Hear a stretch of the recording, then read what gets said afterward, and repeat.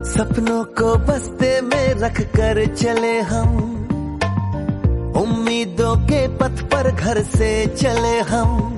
आता यांच्याकडे जेवढ्या भाज्या आहेत त्याचं व्यवस्थित निरीक्षण करायचं। याच्यामध्ये काही भाज्यांची आपण कशा आहेत मुळं खायलो, काही भाज्यांची फळं खातो, काही भाज्यांची पानं खायलो आपण, तर काही भाज्या फुलांच्या रूपामध्ये खायलो। उद्या येताना या सगळ्या भाज्यांचं वर्गीकरण करायचे। त्याचबरोबर काही वेलीला आलेले आहेत भाज्या, याच्यामधल्या काही रोपांना येतात, तर काहींचे उंच मोठे वृक्ष असतात, यांचं सुद्धा वर्गीकरण उद्या तुम्ही करून आणायचं। आपण गेल्या वर्षी शिकलो रोपटे, वृक्ष, वेल आणि झुडूप या सगळ्या भाज्यांचं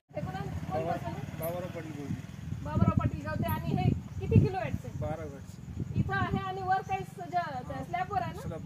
आणि कधी बसवले? किती वर्ष झाले? 2 वर्ष झाली असतील। तुमच्या गावामध्ये किती जणांकडे आहे? सरासरी भरपूर जमतेकडून। धन्यवाद। तिकडं बाकी सगळे काम होतात अकाउंट वगैरे, आणि 2 नंबरचे काउंटर आहे त्या ठिकाणी आपले कॅशर साहेब बसतात, तिकडे पैसे काढणे भरणे हे काम चालतं। दुसरी गोष्ट सर, या विद्यार्थ्यांना जर खातं ओपन करायचं असेल, त्यांना वयाची अट वगैरे काय? वयाची